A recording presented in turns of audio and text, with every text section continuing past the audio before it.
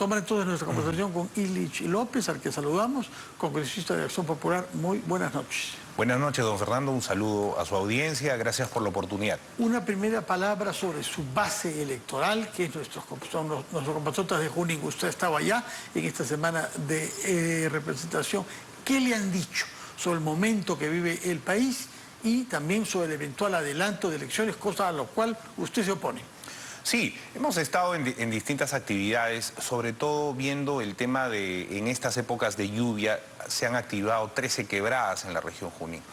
En ese sentido, hemos hecho un trabajo tanto acá en la capital, conversando con Provías, que tienen encargadas las vías que no están concesionadas, y también el control de las vías que están concesionadas para poder habilitarlas en estas épocas de lluvia y que no queden aisladas las poblaciones. Básicamente eso ha sido un tema importante. Sí, lo imaginamos perfectamente, pero hablemos sobre el país en su conjunto y hablemos sobre los sentimientos políticos que tienen sus paisanos de Junín respecto del adelanto o no de elecciones y la postura hostil que ha tomado sobre este tema Acción Popular.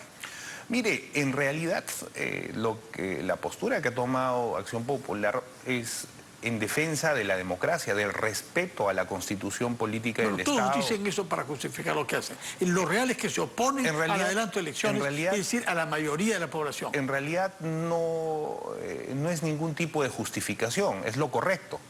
Lo incorrecto sería no respetar. Hay un debate sobre eso. Pero vayamos al debate, y en un debate son los argumentos y las posiciones. Por ejemplo, yo estoy en contacto con los auxiliares de educación, a los auxiliares que este Congreso, de lo que ganaban o de lo que percibían por sus ETS 300 soles, ahora perciben más de 1.900 soles.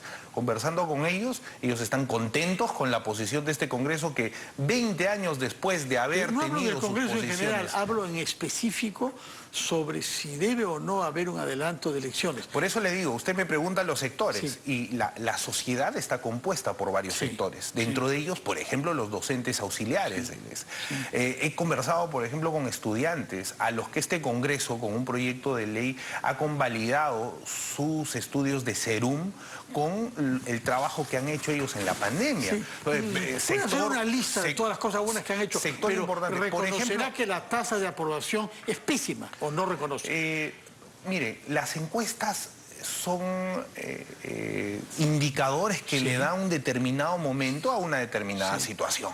Ahora, cuando nosotros analizamos los indicadores, sí, pues, seguramente hay un descontento. Lo que sucede también, hay una desinformación generalizada.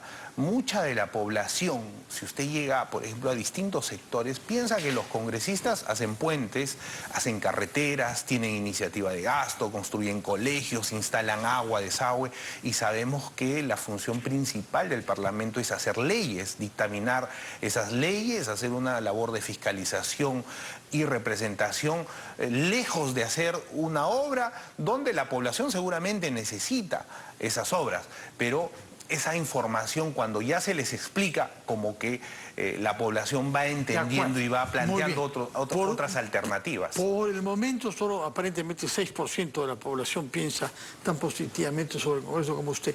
¿Qué piensa usted de la situación en Puno? Sobre todo porque es tan diferente a la de Junín, ¿no? En Puno hay una situación de bloqueo de carreteras que ya no hay en Junín.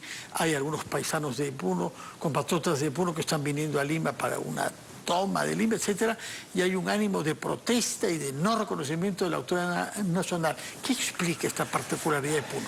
Mire, en realidad no solamente Puno, específicamente ahora con las medidas, pero hay un gran sector de la sierra del país que ha visto durante muchos años postergadas. Yo conozco la ciudad de Puno, es más, mi abuelita es de Puno, ella estudió en la Normal de Lampa. Si nosotros vemos, por ejemplo, la contaminación del lago Titicaca, que no se ha dado solución a pesar de que tienen una autoridad autónoma allá, o de repente si vemos el tema del comercio, que no se está dando acciones para que puedan desarrollarse, o el tema de la crianza de alpacas. O sea, hay muchos temas desatendidos, no solamente en estos últimos 6 años, sino es un tema que data desde hace mucho tiempo. Hay un tema cultural, porque tenemos ascendencia aymara, por ejemplo, en la zona, tenemos en otras zonas los quechuas, que no han visto reflejado en sus autoridades la solución de los grandes problemas que ellos necesitan solucionar.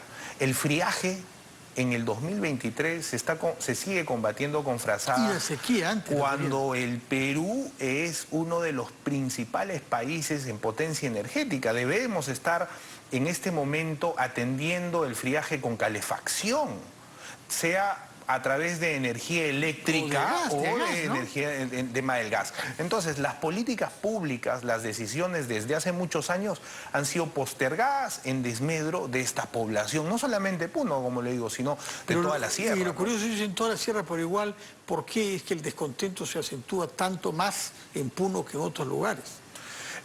Como le digo, yo considero que hay regiones un poco más golpeadas, por ejemplo el tema de Puno, ¿no? Entonces, si ahí vemos otros temas de indicadores, del tema de la alimentación, del tema del desarrollo económico, la anemia es fatal, ¿no? Señor Iris López, muchas gracias por su presencia acá, recién llegado de Junín, a donde acudió en semana de representación, y para prevenirnos, además, de los riesgos que hay, que las lluvias intensas todavía, hasta mediados de marzo. Sí, definitivamente debe darse, esa atención le hemos dado. ¿Por qué?